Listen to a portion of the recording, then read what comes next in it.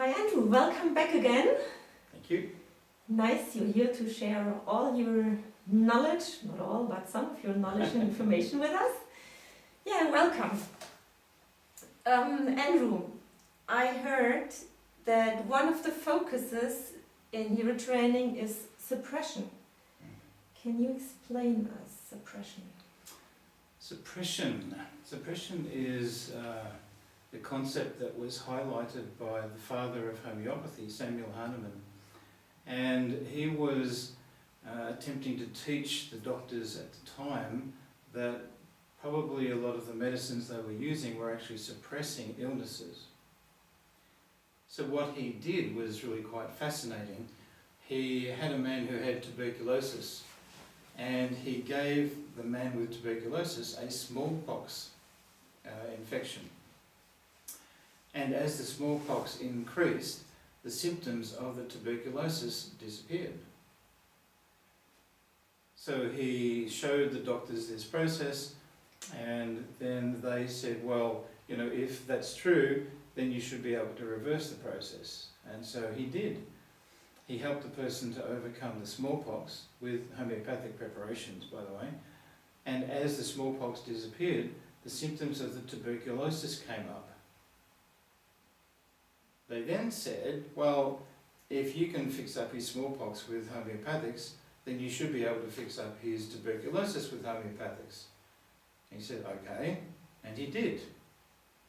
But the point of the exercise was to show that stronger illnesses or stronger energetic patterns can suppress weaker ones. This was his example of the concept of suppression. And in homeopathy, as there are the same possibilities in other modalities, it's possible to give the person something that will stop their ability to produce a symptom, to express the pattern of illness, and as a consequence, we don't have symptoms. The unfortunate thing is that people think that when they don't have symptoms, they don't have a problem. In fact, as with the example of Hahnemann, that man still had tuberculosis, but it just couldn't express itself because he was too busy doing smallpox. So that means energetically he's compromised. There's something going on inside of him that in the long term is going to find another way to express itself.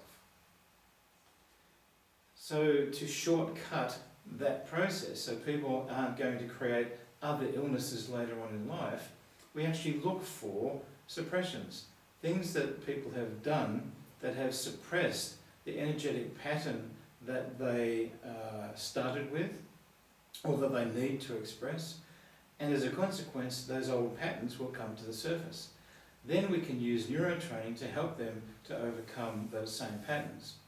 So that way we can speed up the true healing process for people so that they can recuperate from things in a much more efficient way.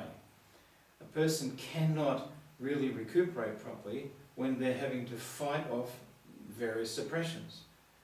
Suppressions are just that. They suppress the person's ability to do something, either mentally, emotionally, physically, energetically, that they suppress the person and so they can't do something. So they learn how to go around it. But if what they're doing is a continual suppressive process, then they're going to get worse and worse and worse in the long term, and then they have sudden illnesses occur, sudden problems. So in the processes of neurotraining, we treat suppression as a very high priority, and we look for it after every time we make any change with a client, because it might be the only possible time for us to find the suppressions. So we're constantly looking for suppression and balancing it so that it's not there anymore. With the elimination of suppression, the person can actually reveal the true patterns of what's affecting them, and we can work on them and help them to overcome them. So they get better faster. No more suppression. Sounds great.